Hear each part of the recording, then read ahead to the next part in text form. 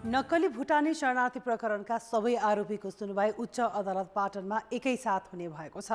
कान्तिपुर समाचारमा आज सदनलाई जबरजस्ती बन्धक नबनाउन नेकपा एमालेमाथि दबाव बढ्दै अनि देशका 133 स्थानीय तह प्रमुख प्रशासकीय अधिकृतविहीन हुँदा पालिकाको आर्थिक कारोबारदेखि नागरिकले पाउने सेवासम्म प्रभावित भएको प्रसङ्ग पनि हामीसँग छ।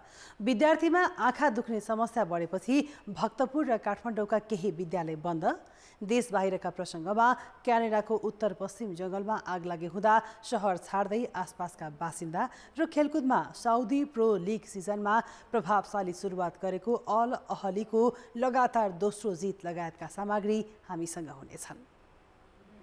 नमस्कार, अब मुख्य समाचार। सुशासन र रूपान्तरणको संकल्प गरेको माओवादी केन्द्र आफ्नै पार्टीको नेतामाथिको आरोपमा मौन।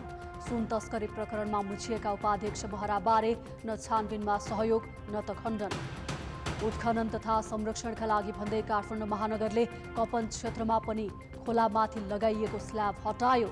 वर्षाको बेला खुला छाडिँदा जोखिम बढेको स्थानीयको गुनासो। कारागारलाई सुधार गृह बनाउने सरकारी नारा कागजमै सीमित। 700 क्षमताको झापा जिल्ला कारागारमा 1600 कैदीबन्दी। व्यवस्थापनमा चुनौती भएको जेलरकै स्वीकारोक्ति। क्यानाडाको उत्तर पश्चिमी क्षेत्रको जङ्गलमा भीषण आगलागी, येलो नाइफ सहरका सबै 20,000 बासिन्दाले घर छाड्दै। र न्युजिल्यान्ड विरुद्धको पहिलो T20 आईमा UAE 19 रनले पराजित। 3 खेलको सिरिजमा न्युजिल्यान्डलाई 1-0 को अग्रता।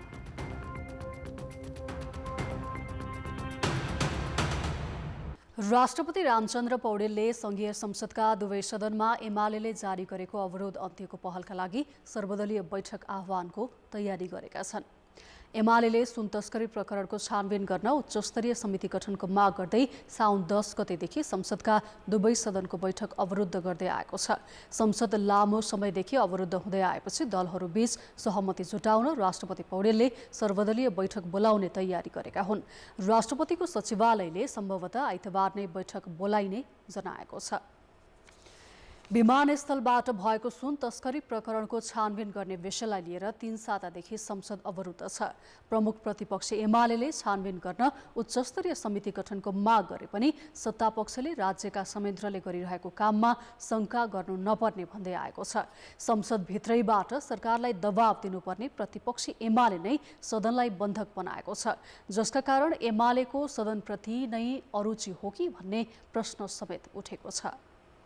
10 गतेदेखि प्रमुख प्रतिपक्षी एमाले सदनको बैठकलाई कार्यसूचीमै प्रवेश गर्न दिएको छैन। उच्च स्तरीय छानबिन समितिको विषय उठाएर उसले सदन अवरुद्ध गरेको हो। सरकारले सदनमै उपस्थित भएर प्रहरीको केन्द्रीय अनुसन्धान ब्युरो CIB ले छानबिन गरिरहेको र निष्कर्षसम्म पर्खन आग्रह गरे पनि एमाले त्यो मान्न तयार छैन। उसले राज्यका संयन्त्रमाथि नै प्रश्न उठाइरहेको छ। यो प्रकरणको छानबिन गर्ने निष्पक्ष स्वतन्त्र उच्चस्तरीय न्यायिक छानबिन समिति बनाउने चाहिँ हाम्रो बटम लाइन हो। यसमा बट हुँदैन। हामी यसबाट पछाडि फर्कने, एमाले फेरि चाहिँ के अरे भनौँ अर्को चाहिँ माग लिएर उभिने भन्ने कुरा होइन। यो हाम्रो बटम लाइन हो। सरकारलाई जवाफदेही बनाउनु पर्ने दायित्व बोकेको प्रतिपक्षको एउटै रटानका कारण सदनमा अन्य विषयले प्रवेश पाउन सकेका छैनन्। उसले सदनलाई जबरजस्ती बन्धक बनाएको टिप्पणी हुन थालेको छ। संसदलाई वास्तवमा चुनावभन्दा अगाडि पनि एमाले त्यो संसद चल्न दिएन। अब अहिले चुनावबाट नयाँ निर्वाचनबाट आएको संसद पनि, त्यसकारण के हो यो भित्री मनसाय मैले बुझ्न सकिरहेको छैन। पहिलो कुरा हेर्नुहोस्, कतै यो चाहिँ नि यो सबै अभ्यासहरूलाई गलत साबित गरेर फेरि कसैको पल्टामा राज्य सत्ता बुझाउने चाहिँ खेलमा का गोटी त बनिरहेको छैन नेताहरू, एउटा त्यो देखिन्छ। र अर्को दोस्रो तपाईँको सरकारले भन्यो, सत्ता गठबन्धनले भन्यो भन्दैमा राज्यका निकायहरूलाई पत्याउन सक्ने अवस्था पनि छैन। अहिले देखिसक्यो, तपाईँ खुट्टा लुग्लु काम थालिसक्यो तपाईँको गृहमन्त्रीकै अहिले। त्यसो त एमाले संसद अवरोध गरेको यो पहिलो घटना भने होइन। यस अघि पनि उसले 6 महिनासम्म संसदमा अवरोध गरेको इतिहास छ। अहिले पनि राज्यकै संयन्त्रले गरिरहेको छानबिनमा अविश्वास गर्दै लगातार संसद अवरुद्ध पार्दा एमाले सदनप्रति नै अनुदार बन्दै गएको त होइन भन्ने आशंका उब्जाइदिएको छ। यसरी संसद अवरोध गरेर सम्पूर्ण प्रक्रिया रोक्ने कुरा चाहिँ कतैबाट पनि जहाज हुँदैन। अब उठाउने, संसदमा चाहिँ आवाज उठाउने, बोलिरहने, एक्सपोज गरिरहने, आफूसँग प्रमाण छ भने त्यो कुरो देखाएर संसदमा चाहिँ सरकारलाई जवाफ दिन बाध्य पार्ने, प्रधानमन्त्रीलाई बोल्न लगाउने, गृहमन्त्रीलाई बोल्न लगाउने, अर्थमन्त्रीलाई बोल्न लगाउने स्वाभाविकै कुरा हो। अथवा संसदीय समितिहरूले यो जाँचको जिम्मेवारी लिइरहेको, अनुसन्धानको जिम्मेवारी लिएको सरकारवाला अधिकारीलाई बोलाएर पनि बयान लिन सक्छ, छलफल गर्न सक्छ। तर संसद अवरोध गरेर जाने कुरा चाहिँ पद्धति सम्मत हो जस्तो मलाई लाग्दैन। एमाले 2074 सालको संसद पनि दुई पटक विघटनको प्रयास गर्दा र महिनौं अवरोध सिर्जना गर्दा संसदले अपेक्षाकृत कानुन बनाउन सकेको थिएन। अहिले नयाँ संसदले काम सुरु गरेको 7 महिना नबित्दै एमाले पटक पटक अवरुद्ध गर्दै आएको छ। यसरी निरन्तर संसद अवरुद्ध हुँदा संविधान र व्यवस्था विरुद्ध आवाज उठाउनेहरूलाई नै बल पुग्न सक्छ। कान्तिपुर समाचारका लागि क्यामेरामा विकास जोशीका साथ दीपक आचार्य, काठमाडौँ। अब जनताको आवाज हामीले साथै प्रदेशमा सोधेका छौँ। 3 सातादेखि जारी संसदको अवरोध हटाउन कसले के गर्नु पर्ला?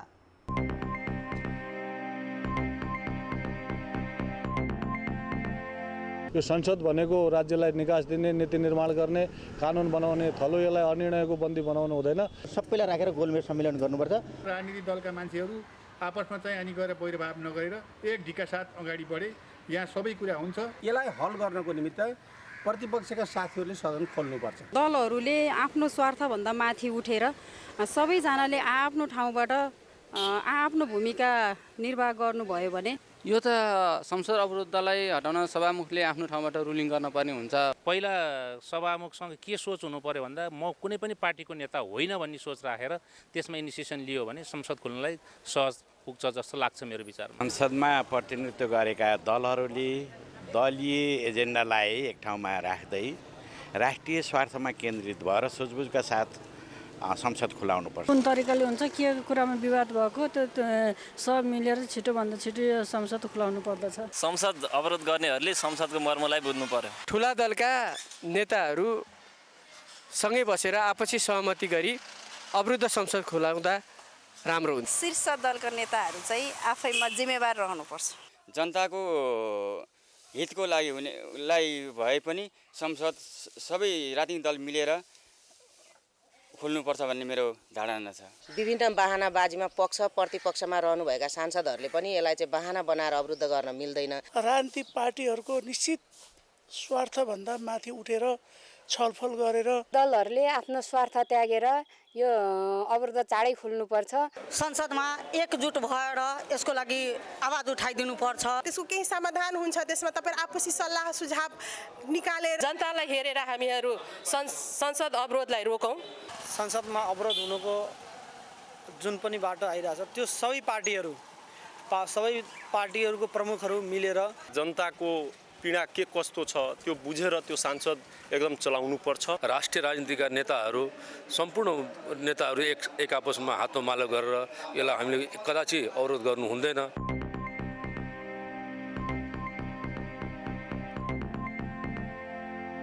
संघीय संसदका दुवै सदनको बैठक अवरुद्ध गर्दै आएको नेकपा एमाले प्रतिनिधि सभा अन्तर्गतको सार्वजनिक लेखा समितिको बैठक पनि बहिष्कार गरेको छ। सिंहदरबारमा 1 बजेका लागि हिजो बोलाएको बैठक सभापति चयन नगरेको भन्दै एमाले बहिष्कार गरेको हो।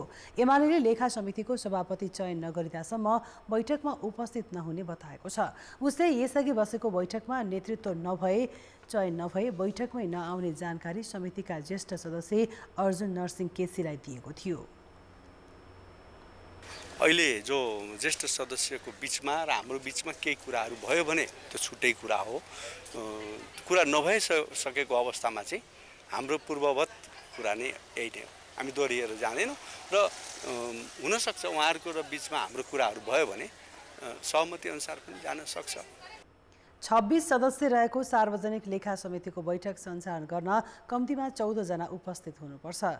हिजोको बैठकमा 9 जना मात्रै उपस्थित हुँदा कोरम नपुगेपछि बैठक नै स्थगित भएको हो।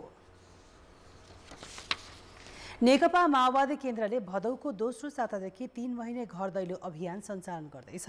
सत्ताको नेतृत्वकर्ता भए पनि जनतामा सकारात्मक प्रभाव पार्न नसकेको निष्कर्षका साथ माओवादीले अब सरकार र पार्टी दुवैमा रूपान्तरण गर्ने सङ्कल्प लिएको छ। तर आफ्नै जिम्मेवार नेतामाथि गम्भीर आरोप लाग्दा समेत पार्टीमा बहसको विषय बनेको छैन। सुन प्रकरणमा संलग्नताको आरोप लागेका उपाध्यक्ष कृष्णबहादुर महरामाथिको आरोपको न पार्टीले खण्डन गर्न सकेको छ न त छलफलको विषय नै बनेको छ। कुनै बेला संसदको पहिलो शक्ति बनेको माओवादी केन्द्र अहिले तेस्रो हैसियतमा छ। भर्खरै सम्पन्न पार्टीको चौथो पूर्ण बैठकबाट रूपान्तरणको विकल्प नभएको निष्कर्षमा पुगेर अहिले माओवादी केन्द्र 3 महिने अभियानको तयारीमा जुटेको छ। तर सरकारको नेतृत्व समेत गरिरहेको पार्टीले आफ्नै नेतामाथि सुन तस्करीको गम्भीर आरोप लाग्दा समेत कुनै कारबाही गर्न सकेको छैन। यदि कसैले चाहिँ कसुर गरेको छ भने जो कोही पनि चाहिँ कारबाहीको दायरामा चाहिँ आउनुपर्छ भन्ने कुरा प्रष्टसित भन्नुभएको छ र त्यसमाथि पनि स्वयं महराजीले पनि म चाहिँ आफै निवेदन दिएर भने पनि बयान दिन तयार छु भन्नुभएको छ। महरा माओवादी केन्द्रमा सधैँ पद पाइरहने नेतामा पर्छन्। उनी 2048 को निर्वाचनमा रोल्पाबाट निर्वाचित भए। 10 वर्ष युद्धमा पार्टीका विभिन्न जिम्मेवारीमा रहेका उनी शान्ति प्रक्रियामा आउनु अघि वार्ता टोलीका संयोजक बने। उनी अन्तरिम व्यवस्थापिका संसदको सदस्य भई अन्तरिम सरकारको सूचना तथा सञ्चार मन्त्री बने। संविधान सभाको पहिलो निर्वाचनमा दाङबाट विजयी भएका उनी पार्टी अध्यक्ष पुष्पकमल दाहाल पहिलो पटक प्रधानमन्त्री हुँदा पुनः सूचना तथा सञ्चार मन्त्री र 2067 मा उपप्रधानमन्त्री सहित गृहमन्त्रीसम्म बने। 2073 सालमा उपप्रधान तथा अर्थमन्त्री र 2074 पछि सभामुख बने। सभामुखमा रहँदा यौन दुराचारको आरोपमा 5 महिना जेल परे पनि पार्टीले उनलाई कारबाही गरेन। त्यसअघि पनि महरा चिनियासँग 50 लाख रुपैयाँ मागेको टेलिफोन प्रकरणमा मुछिएका थिए, तर उनीमाथि कुनै कारबाही भएन। 8औं महाधिवेशनपछि उपाध्यक्ष बनेका महरालाई पटक पटक विवादमा पर्दा पनि माओवादीले महत्त्वपूर्ण जिम्मेवारी दिँदै आएको छ। अहिले उनले पार्टी एकता र समाजवादी मोर्चा हेर्ने महत्त्वपूर्ण जिम्मेवारी पाएका छन्। पार्टी सबलीकरणमा जाने हो भने चाहिँ यी कुराहरूमा राजनीतिक दलहरूले बिना मुलाइजा एक प्रकारले चाहिँ जेरो टलरेन्स भन्छ नि, त्यतातर्फ चाहिँ जानुपर्ने जनअपेक्षा छ। जनअपेक्षा अनुरूप जान सकियो त पार्टीको जनसमर्थनमा भ्यालु एड हुन्छ। संसदीय व्यवस्थामा नागरिकप्रति दलको जवाबदेहिता मुख्य हुन्छ। तर महरा प्रकरणमा सत्ताको नेतृत्वकर्ता दलले नै गम्भीर आरोपी नेतालाई काखी च्यापेको प्रष्टै देखिएको छ। कान्तिपुर समाचारका लागि क्यामेरामा सुरज खड्काको साथमा अवतार राई, काठमाडौँ। काठमाडौँ महानगरपालिकाले खोला उत्खनन तथा संरक्षणका लागि सामाखुसी र कपन क्षेत्रमा स्ल्याब हटाएको छ। तर वर्षायाममा स्ल्याब हटाएर खोला छाडिँदा ती क्षेत्रमा जोखिम बढेको छ। महानगरले गत पुसमै खोला किनारमा बनाइएका अवैध संरचना हटाउने कार्ययोजना बनाएको थियो। सोही अनुसार महानगरले केही दिन अघि मात्र काठमाडौँको वडा नम्बर 6 र 7 तथा बुढा नीलकण्ठ नगरपालिकाको बीचमा पर्ने यक्षमती र चौखुचा खोलामाथि लगाइएको स्ल्याब खोलेको छ। खोलालाई आफ्नो बहावमा फर्काउनु उचित भए पनि कपन, साततले लगायत खोला खुला गरिएका क्षेत्रमा जोखिम बढेको स्थानीयले बताएका छन्। अस्तिको जस्तो पानी आउँदैन भन्न सक्दैन नि त, अझै बर्खै आउँछ, त्यतिखेर पऱ्यो भने त जिम्मेवारी को त? त्यही भनेर मैले उहाँलाई पहिलेदेखि चेतावनी दिइरहेको छु। उहाँले चाहिँ पहिले यो व्यवस्था गरेर अनि गर्नुपर्ने के हो त्यतिखेर गर्नुपर्छ। हिउँद लाग्दैछ, यो अहिले बर्खा नगरे भए भने अस्ति एउटा भल गइगयो, यो धेरै खतरा छ नि। यत्तिकै छोड्यो अहिले भनेदेखि त तपाईँलाई अब यसो धमाधम गर्दै गयो भने त होइन, यो खोलेपछि चाहिँ उतातिर बाटो ढल्छन् छुट्टै निकालिदियो भने त त्यो राम्रो भयो होइन। अब यत्तिकै छोडिदियो भनेदेखि त पछि सबैलाई खतरा भएन, बाटो हिँड्ने मान्छेलाई खतरा भयो, यता घर नजिकका मान्छेलाई खतरा भयो। कपन क्षेत्रमा खोला उत्खनन गर्दा काठमाडौँ महानगर र बुढा नीलकण्ठ बीच नगरपालिका बीच मतभेद बढेको छ। महानगरले समन्वय नै नगरी डोजर चलाएको र व्यवस्थापनमा ध्यान नदिएको बुढा नीलकण्ठ नगरपालिकाको गुनासो छ। एक त हाम्रो समन्वय भएन, सिधै डोजर लिएर आइयो। अनि त्यस पश्चात चाहिँ हाम्रो कुरै कन्सर्न के थियो भने यही अवस्था आउन सक्छ, भोलि अर्को हजार्ड ननिम्त्योस्, एउटा चाहिँ राम्रो विकल्प खोज्दै गर्दाखेरि अर्को नागरिकले दुःख पाउने अवस्था नबनोस्, त्यसका लागि चाहिँ न्यूनतम प्रिकसनहरू के अपनाउने र अब यहाँ देख्न सक्नुहुन्छ कतिपय अवस्थामा हिजो राज्यको एउटा निकायको नम्सहरू पुरा गरेर घर बनेका छन्। त्यो नम्सहरू पुरा गर्ने क्रममा घर बनेका घरहरू अहिले हेरेन्दैहरू हेर्नुहोस् आफ्नो घरमा जान नसक्ने अवस्था छ। काठमाडौँ महानगर भने खोलालाई खोलाकै रूपमा फर्काउने प्रयास गरिएको र व्यवस्थापनका लागि सल्लाह भइरहेको बताउँछ। यसलाई व्यवस्थापन गर्नको लागि हामीले धेरै योजना गर्ने निम्ति अहिले बक्स कल्भर्ट आएको। बक्स कल्भर्टको विकल्प के त? खुला राख्दाखेरि राम्रो हुन्छ नि, खुला राखौँ। यदि खुला राम्रो हुँदैन भने बक्स कल्भर्ट बनाउनु पनि पर्न सक्छ। यसमा यही भन्ने हाम्रो छैन। खुला त राखिसक्यौँ, त्यो ढल नबगोस्, पानी बग्नुपर्छ। ढलै बग्नु पऱ्यो, पानी आकाशे पानी बग्नु पऱ्यो। त्यसको लागि हामीले विज्ञता उपत्यका नगर विकास प्राधिकरण एउटा चाहिँ योजना ल्याएको छ। त्यो योजनालाई गर्ने कि नगर्ने छलफलमै छौँ। सामाखुसी खोला उत्खननपछि सो क्षेत्रमा पनि उस्तै समस्या छ। आवासीय क्षेत्रको बीचमा रहेको खोला उत्खनन गरिएको तर दुवै किनारामा खुला छाड्दा जोखिम बढेको स्थानीयको गुनासो छ। गत महिना मात्रै सामाखुसी खोलामा बगेर एक बालकको मृत्यु भएको थियो। राष्ट्रिय मानवाधिकार आयोगले पनि वर्षायाममा खोलाको स्ल्याब निकाल्दा हुन सक्ने मानवीय क्षतिको जोखिमका बारेमा ध्यान दिन महानगरको ध्यानाकर्षण गराएको छ। देश संघीय संरचनामा गएपछि सिंहदरबारको अधिकार गाउँ गाउँमा पुग्ने अपेक्षा धेरैको थियो, तर देशभरका 753 मध्ये करिब 18% अर्थात् 133 स्थानीय तह प्रमुख प्रशासकीय अधिकृत विहीन छन्। निमित्तको भरमा चल्दा ती स्थानीय तहको आर्थिक कारोबार प्रभावित मात्र भएको छैन, नागरिकले पाउने सेवामा पनि प्रत्यक्ष असर परेको छ। तालुकदार संघीय मामिला तथा सामान्य प्रशासन मन्त्रालयको नेतृत्व भने सत्ता गठबन्धनको भागबण्डामा पर्दा अस्थिर छ। सुदूरपश्चिम प्रदेशका 28 गाउँपालिका र 13 नगरपालिका प्रमुख प्रशासकीय अधिकृत विहीन छन्। बाजुरा, अछाम, बजाङ, दार्चुला, कञ्चनपुर र बैतडी जस्ता दुर्गम जिल्लाका जनप्रतिनिधि प्रमुख प्रशासकीय अधिकृत माग गर्दै पटक पटक सिंहदरबार धाएका छन्, तर सङ्घले त्यहाँ प्रमुख प्रशासकीय अधिकृत पठाएको छैन। कर्णाली प्रदेशका पनि 22 गाउँपालिका र 13 नगरपालिका प्रमुख प्रशासकीय अधिकृत विहीन छन्। मधेसका 2 गाउँपालिका तिलाठी, कोइलाडी र महादेवामा सङ्घका प्रतिनिधि छैनन्। त्यस्तै कोशीका 22, बागमतीका 16, गण्डकीका 9 र लुम्बिनी प्रदेशका 8 स्थानीय तह निमित्त प्रमुख प्रशासकीय अधिकृतको भरमा छन्, जसका कारण स्थानीय तहको आर्थिक कारोबार मात्रै होइन, नागरिकको सेवा प्रवाहमै समस्या भएको जनप्रतिनिधि बताउँछन्। प्रमुख प्रशासकीय ल्याउनको लागि हाम्रो प्रमुख प्रशासकीय गइरहेको खाली भएदेखि म अब स्वयं 15 दिन काठमाडौँ बसेँ।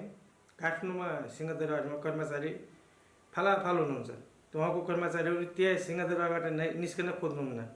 हामीले एउटा प्रमुख प्रशासकीयको लागि मन्त्रालयमा दिनमा 3 पल्ट 4 पल्ट जाँदा सचिव मन्त्रीलाई भेट्दा पनि हुन्छ काम भन्नुभयो। अहिलेसम्म हाम्रो वैशाख 26 गते निमित्त पठाउनु भयो। स्थानीय सरकार सञ्चालन ऐन 2074 अनुसार महानगरपालिका र उपमहानगरपालिकामा सहसचिव, नगरपालिकामा उपसचिव र गाउँपालिकामा अधिकृत स्तरको प्रमुख प्रशासकीय अधिकृत हुनुपर्छ।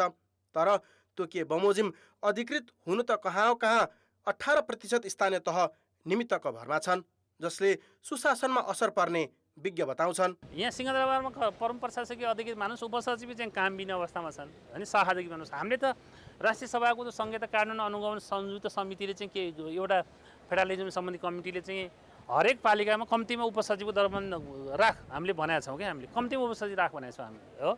यहाँ त कस्तो भइदियो भने अयलाई पनि प्रमुख प्रशासकीय अधिकृत बनाएको छ, निमित्त बनाएको छन्। त्यसको के हो भने स्वार्थ भयो कि त्यसमा स्वार्थमा लेनदेन भयो कि त्यसले गर्दाखेरि यो निमित्तको भरमा के यसले करप्सनलाई प्रमोट गर्छ। सिधा कुराहरू करप्सनलाई प्रमोट गर्छ, त्यो निमित्त राख्न हुँदैन। त्यसो त तालुकदार मन्त्रालयको नेतृत्व अस्थिर छ। केही दिन अघि मात्रै संघीय मामिला तथा सामान्य प्रशासन मन्त्रालयमा नयाँ मन्त्री आएका छन्। उनलाई स्थानीय तहको समस्या बुझ्नै अझै समय लाग्न सक्छ। मन्त्री अनिता शाह स्वयं आफूलाई मन्त्रालयको काम कारबाही र समस्या पहिचान गर्नै केही समय लाग्ने बताउँदै आएकी छिन्। 753 स्थानीय त्यो सरकारसँग अब के कस्तो छ भनेर यसो अध्ययन गर्दा होइन के त्यहाँ बाधा अड्काउ छ, त्यसलाई बाधा अड्काउ फुकाउने हामीले के गर्नुपर्छ यो कोर्डिनेट गरेर हो। तर तपाईँले भन्नु त्यो निजामती ऐनसँग चाहिँ हाम्रो केही सल्लाह सुझाव पनि भएको छैन।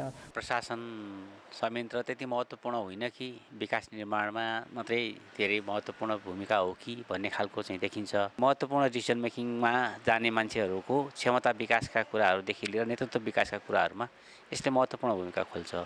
तर अहिले व्यवहारमा चाहिँ त्यस्तो देखेको छैन। जुन कुरामा चाहिँ सरकारले यसलाई चाहिँ ध्यान दिनुपर्छ भन्ने मलाई लाग्छ। त्यसो त 33 स्थानीय तहले चालु आर्थिक वर्षको बजेटसम्म ल्याउन सकेका छैनन्। सङ्घीय निजामती ऐन पनि बनेको छैन। कर्मचारी दुर्गममा जान नमान्ने प्रवृत्ति कायमै छ। सिंहदरबारभित्रै बस्न रुचाउने कर्मचारीको प्रवृत्ति अन्त्य गर्न नसक्दा सङ्घले स्थानीय तहमा प्रमुख प्रशासकीय अधिकृत पठाउन नसकेको टिप्पणी पनि हुँदै आएको छ। कान्तिपुर समाचारका लागि जिल्ला सहकर्मीहरू ऋषिकान्त पौडेल र सरिता चलाउनेको सहयोगमा क्यामेरामा राजेन्द्र महर्जनका साथमा विकास आचार्य, काठमाडौँ। अब जनमतमा आजको प्रश्न। जनमत स्थानीय तहले सधैँ प्रमुख प्रशासकीय अधिकृतको समस्या किन झेल्नु परेको होला? ए सङ्घको व्यवस्था, बे कर्मचारीको अरुचि र सी पालिकाको अनिच्छा। जनमतको अन्तिम परिणाम आज बेलुका 8 बजेको कान्तिपुर समाचारमा प्रसारण गर्नेछौँ। कृपया न्युज स्पेस एबीवासी टाइप गरी 34001मा SMS गरी आफ्नो मत व्यक्त गर्नुहोला। सरकारले देशभरका कारागारलाई सुधार गृहका रूपमा विकास गर्ने योजना अघि सारेको वर्षौं भयो। विभिन्न खाले अपराध गरी कारागार पुगेका कैदीबन्दीलाई सकारात्मक चिन्तनको बाटोमा डोर्याउने सरकारी नारा अहिलेसम्म कागजमै सीमित छ। देशका अधिकांश कारागारको वर्तमान अवस्थाले सरकारलाई नै गिज्जाइरहेको आभास हुन्छ। झापा जिल्ला कारागारको जीर्ण र भद्रगोल अवस्थालाई समेटेर रमा दाहालले तयार पारेको यो रिपोर्ट। झापा जिल्ला कारागारका यी ब्लक मध्ये अधिकांश 2020 सालमै बनेका हुन्। लामो समयदेखि मर्मत सम्भार नपाएका यी भवनमा बस्न कैदी बन्दीलाई अत्यन्त सकस हुने गरेको छ। 450 बाट बढाएर केही वर्ष अघि मात्र 700 जना राख्न मिल्ने बनाइएको यो कारागारमा अहिले 1600 सम्म कैदी बन्दी राख्नु परेको छ, जसका कारण कारागार व्यवस्थापनमा ठूलो चुनौती खडा भएको जेलरको अनुभव छ। सुत्नकै समस्या छ। आलो पालो गरेर समय मिलाएर सुताउने व्यवस्थापन हामी मिलाउँदैछौँ भन्ने कैदीहरूबाट समय समयमा आउँछ। यसलाई हामी कहाँ झापा कारागारमा अब कैदीहरू थप्नु हुँदैन भन्ने उहाँहरूको आवाज भए तापनि अदालतको फैसला कार्यान्वयन गर्नै पर्ने हुन्छ। जीर्ण र अव्यवस्थित यो कारागारलाई नयाँ ठाउँमा सार्न भन्दै भद्रपुर नगरपालिका वडा नम्बर 10 कलबलगुडी स्थित स्थानीय विकास प्रशिक्षण प्रतिष्ठानको नाममा रहेको 10 बिघा जग्गा उपलब्ध गराइएको छ। तर जग्गा प्राप्ति भएको 4 वर्ष बित्दा समेत नयाँ भवनको DPR पनि बनेको छैन। कारागारको लागि चाहिँ अलिकति खुला ठाउँमा जग्गाको व्यवस्थापन भइसकेको छ। अनि त्यो जग्गा भइसकेपछि अब त्यहाँ यदि बन्यो भने 11 बिघा वा त्योभन्दा बढी जग्गा चाहिँ नजिकै अर्को स्थानमा चाहिँ भइसकेको छ। त्यो भएर त्यहाँ चाहिँ यदि कार्यान्वयन गर्न सकिने भने त्यहाँ चाहिँ व्यवस्थित रूपमा बनाउन सकिने, अलिकति सिस्टमेटिक हुन्छ, अलिकति धेरै मान्छे पनि राख्न सकिने हो कि अब त्यस्तो खालको हेर्दाखेरि चाहिँ। कारागार व्यवस्थापन विभागका अधिकारीहरू भने सरकारले नयाँ कारागार भवनका लागि बजेट नदिँदा झापा कारागार मात्र नभई देशका 6-7 वटै कारागारको यस्तै हालत भएको स्वीकार छन्। कतिपय कारागारहरू जस्तै उदाहरणको लागि रसुवा, लमजुङ, यता तेह्रथुम लगायतका कतिपय कारागारहरू पुरानो छ, साँघुरो छन्। समस्या कहाँनिर छ भने कारागारमा मानव क्षमता 50 बनियो, बन्दी 3 गुणा 4 गुणा बढी राखियो। कारागार जस्तो संवेदनशील ठाउँको व्यवस्थापनमा सरकार चुक्दा बेला बेलामा अप्रिय घटना समेत हुने गरेका छन्। कैदी बन्दीलाई आपराधिक मानसिकताबाट बाहिर निकाल्न जेलको वातावरण सुधार्नु पर्नेमा सरकार नै कारागारलाई अव्यवस्थित थलो बनाइरहन चाहन्छ भन्ने झापा कारागारको यो अवस्थाबाट छर्लङ्ग हुन्छ। कान्तिपुर समाचारका लागि रमा दाहाल, भद्रपुर, झापा। पाँचथरका आरोही सुशील शेर्माले रसियाको माउन्ट एल्बुरस हिमालमा नेपालको झण्डा फहराएका छन्। शेर्माले साउन 32 गते बिहान 5895 मिटर उचाइको उक्त हिमाल आरोहण गरेका हुन्। शेर्माको टोलीमा 5 जना सहभागी थिए। विश्व शान्ति र धार्मिक सहिष्णुताको सन्देश दिने उद्देश्यसहित रसियन हिमाल आरोहण गरेको शेर्माले बताए। शेर्माले यसअघि विश्वको सर्वोच्च शिखर सगरमाथाको सफल आरोहण गरिसकेका छन्। अर्थ र विकास। श्रमिकको न्यूनतम पारिश्रमिक 17,300 रुपियाँ पुगेको छ। श्रमिक र रोजगारदाता बीच पटक पटकको छलफलमा निष्कर्ष निस्किन नसकेपछि सरकारले एकतर्फी रूपमा पारिश्रमिक घोषणा गरेको हो। हरेक 2-2 वर्षमा श्रमिकको पारिश्रमिक पुनरावलोकन हुने व्यवस्था छ। साउनदेखि नै नयाँ पारिश्रमिक लागू हुनुपर्ने भएकाले सरकारले हिजो महिनाको अन्तिम दिन पारिश्रमिक घोषणा गरेको हो। बजारमा पर्याप्त लगानी योग्य रकम हुँदा पनि 11वटा वाणिज्य ब्याङ्कले ब्याज दर बढाएर निक्षेप सङ्कलन गर्ने भएका छन्। 20 मध्ये 5वटा ब्याङ्कले मात्रै साउनको तुलनामा निक्षेपको ब्याज दर घटाएका छन्। 4वटाले भने ब्याज दरमा कुनै परिवर्तन गरेका छैनन्। निक्षेप पलायन हुने क्रम बढेपछि ब्याङ्कहरूले ब्याज दर बढाएका हुन्। वाणिज्य ब्याङ्कहरूले आजदेखि लागू गर्ने आफ्नो ब्याज दर सार्वजनिक गरेका छन्। ब्याङ्कहरूले सार्वजनिक गरेको ब्याज दर सूची अनुसार व्यक्तिगत मुद्दती निक्षेपमा 11वटाले बढाएको देखिन्छ। धेरैजसोले 6 देखि 9 महिनासम्मको ब्याज दरमा वृद्धि गरेका छन्। साधारण बचतमा भने 6वटा ब्याङ्कले वृद्धि गर्दा 6वटाले नै घटाएका छन्। 8वटा ब्याङ्कले भने साउनकै ब्याज दरलाई कायम गरेका छन्। त्यस्तै रेमिट्यान्स खाताको साधारण बचतमा 6 ब्याङ्कले ब्याज दर बढाएका छन् भने 3वटाले घटाउँदा 11वटाले कुनै परिवर्तन गरेका छैनन्। रेमिट्यान्स खाताकै मुद्दती निक्षेपमा 9 ब्याङ्कको ब्याज दर बढेको छ भने 5वटाको घटेको छ र 6वटाको स्थिर देखिन्छ। थोरै रेट राखेको ब्याङ्कहरूबाट धेरै रेट भएको ब्याङ्कहरूतिर अलिकति स्विच भएको पनि होला र त्यो गर्दाखेरि फेरि के भयो भने अब अहिलेको अवस्थामा आएर पनि ब्याङ्कहरूले फेरि आफ्नो इन्टरनल एसेसमेन्ट गर्नुभयो। कतिको डिपोजिट चाहिँ अर्को ब्याङ्कहरूतिर सर्यो होला कम रेट भएको कारणले उहाँहरूले रेट वृद्धि गर्नुभयो। कतिपय ब्याङ्कहरूले चाहिँ उहाँहरूले पहिल्यै हाई रेट राखेको कारणले गर्दा डिपोजिट उहाँहरूलाई पुग्दो डिपोजिट आइसकेको अवस्था होला, उहाँहरूले रेटलाई डाउन गर्नुभयो। यसअघि सबैजसो ब्याङ्कको एकै खालको ब्याज दर हुन्थ्यो। ब्याङ्कर्स एसोसिएसनको निर्णयका आधारमा ब्याज दर कायम हुन्थ्यो, तर ब्याज दरमा सिन्डिकेट गरेको आरोप लागेपछि अहिले एसोसिएसनले निर्णय गर्न छोडेको छ। यसपछि ब्याज दर घट्ने अपेक्षा गरिए पनि निक्षेप ठूलो मात्रामा सङ्कलन गर्न केही ब्याङ्कले बढाउन थालेका छन्। यसरी निक्षेप तान्न बढाएको ब्याज दरले अन्ततः कर्जाको समेत ब्याज दर बढाउने गर्छ। अब अन्तर्राष्ट्रिय समाचार। क्यानाडाको उत्तर पश्चिमी क्षेत्र नर्थ टेरिटोरिजको जङ्गलमा लागेको भीषण आगोलाई ध्यानमा राख्दै क्षेत्रीय राजधानी येलो नाइफका सबै 20,000 बासिन्दालाई सहर छाड्न चेतावनी दिइएको छ। सरकारी चेतावनीका बीच स्थल तथा हवाई मार्ग हुँदै सहर छाड्नेहरूको घुइँचो लागेको अन्तर्राष्ट्रिय समाचार माध्यमले जनाएका छन्। मानिसहरूलाई स्थानीय समयअनुसार शुक्रबार दिउँसो 12 बजेसम्म सहर छाड्न भनिएको छ। स्थानीय विमानस्थलका साथै सहरबाट बाहिर निस्कने सडकमा मानिस तथा सवारी साधनको लाम लागेको जनाइएको छ। यस्तै सेनाले सञ्चालन गरिरहेको आपतकालीन उद्धार उडानका लागि पनि मानिसहरूको लाम लागेको जनाइएको छ। सहर बाहिर निस्कने क्षेत्रमा पर्ने पेट्रोल पम्पहरूमा पनि कारहरूको लामो लाइन भएको जनाइएको छ। आफन्त वा नातेदार नभएका वा उनीहरूसँग नबस्ने मानिसहरूका लागि येलो नाइफ सहरको 1100 किलोमिटर दक्षिणमा आश्रय स्थलको व्यवस्था सरकारले मिलाएको छ। बिहिबारसम्ममा उक्त आगो सहरको 16 किलोमिटर नजिकसम्म आइपुगेको जनाइएको छ। उत्तर पश्चिमी क्षेत्रको जङ्गलमा करिब 240वटा डढेलो लागेको जनाइएको छ। उक्त क्षेत्रमा मङ्गलबारदेखि नै आपतकालको घोषणा गरिएको छ। प्रधानमन्त्री जस्टिन ट्रुडोले डढेलो नियन्त्रणका लागि भइरहेका प्रयासबारे बिहिबार आपतकालीन बैठक बोलाएका छन्। क्यानाडाले यस मौसममा लाग्ने अहिलेसम्मकै खराब डढेलोको सामना गरिरहेको छ। देशभरका जङ्गलमा करिब 1100वटा सक्रिय डढेलो लागेको बताइएको छ। विज्ञहरूले यसपटकको वसन्त ऋतु अघिल्लो समयभन्दा सुक्खा र तातो हुने बताएका छन्। जलवायु परिवर्तनका कारण हुने यस्ता प्रभावले नै आगलागीका घटना बढाउने वैज्ञानिकहरूको भनाइ छ। अफगानिस्तानमा तालिबानले सत्ता आफ्नो हातमा लिएको 2 वर्ष पुगेको छ। यो 2 वर्षमा तालिबान सरकारले अफगानिस्तानको सुरक्षा व्यवस्था सुदृढ भएको बताइरहँदा मानवाधिकार कर्मीहरूले भने त्यहाँको मानवाधिकारको स्थिति झन्झनै दयनीय बन्दै गएको भन्दै चिन्ता व्यक्त गरेका छन्। 2 वर्ष पहिले तालिबानले सत्ताको बागडोर सम्हालेपछि 27 वर्षीय मरियमको दैनिकी पूर्ण रूपमा परिवर्तन भयो। तालिबान सत्तामा आउनु अघि मरियम एक अन्तर्राष्ट्रिय शैक्षिक संस्थाका लागि डाटाबेस अधिकारीको रूपमा काम गर्थिन्। तर तालिबान सरकारले उक्त संस्था बन्द गरिदिएपछि मरियम बेरोजगार भइन्। त्यसपछि उनी एउटा निजी छात्राहरूको पाठशालामा शिक्षिकाको रूपमा आबद्ध भइन्।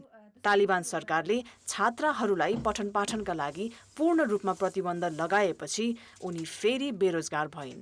तर मरियमले हिम्मत हारिनन्। उनी जस्तै तालिबान सरकारको नीतिले गर्दा बेरोजगार भएका अन्य 15 जना सहकर्मीलाई लिएर सिलाइ सम्बन्धी काम सुरु गरिन्। उनले सुरु गरेको व्यापारले छोटो समयमै राम्रै गति लियो। उनीहरूले अहिले अफगानी पोशाक र हिजाबहरू अनलाइन बेच्ने गरेका छन्। मेरो दैनिकी जतिसुकै कठिन भए पनि मैले हिम्मत भने हारिन।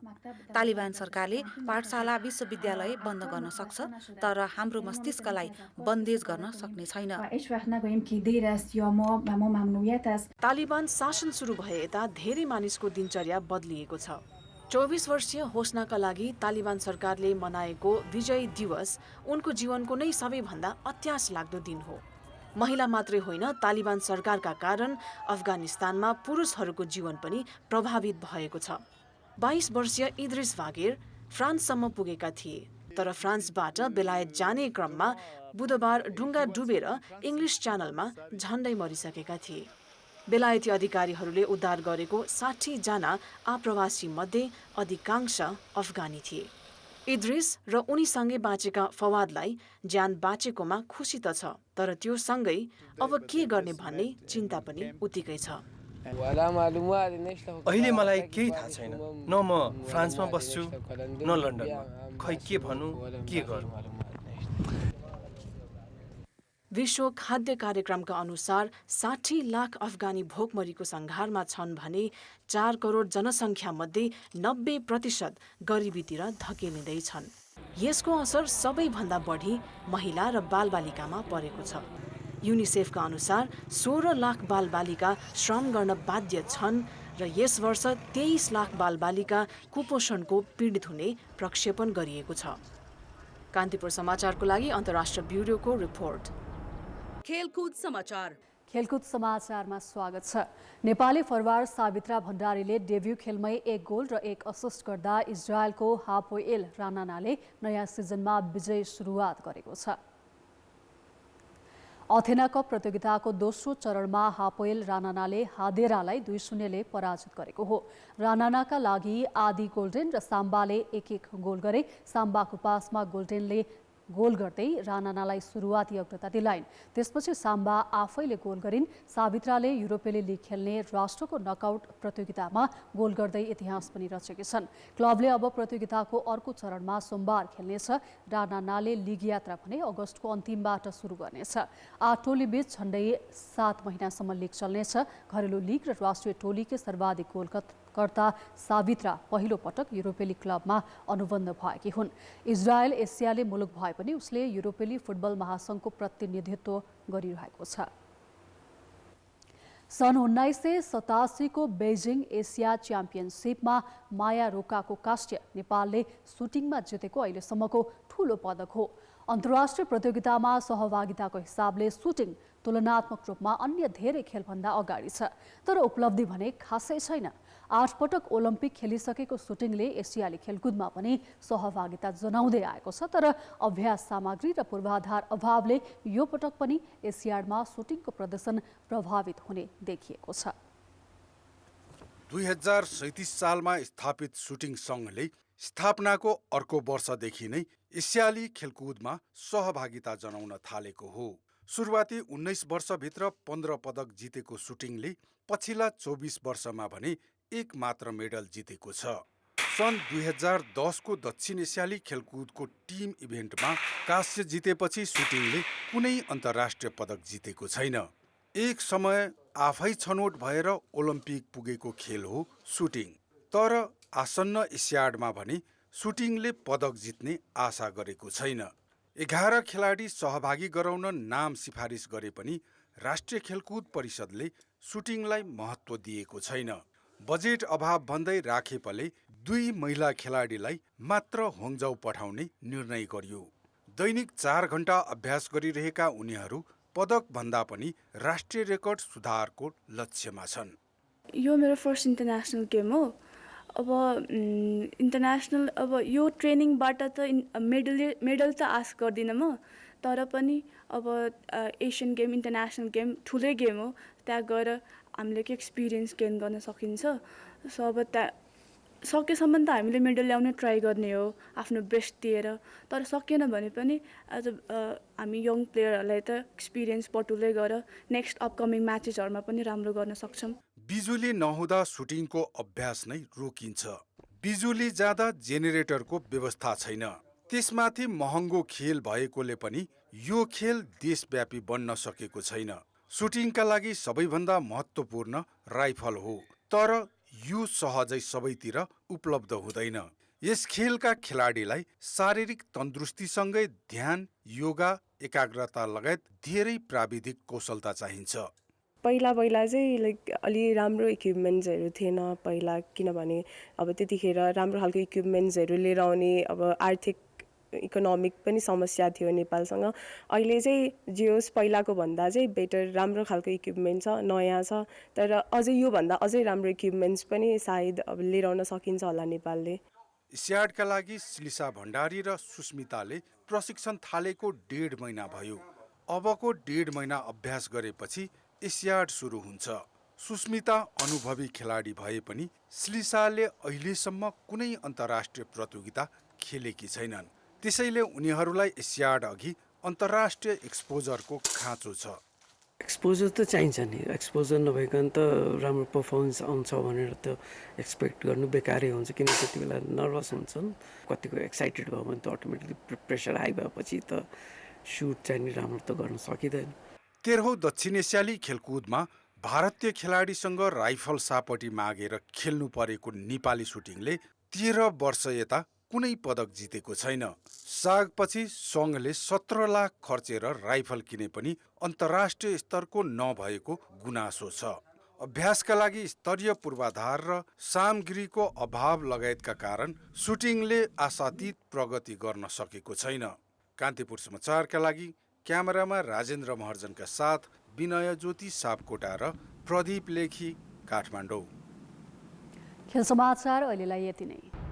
कान्तिपुर समाचार अहिलेलाई सकियो। कान्तिपुर टेलिभिजन हेर्दै गर्नुहोला। नमस्ते।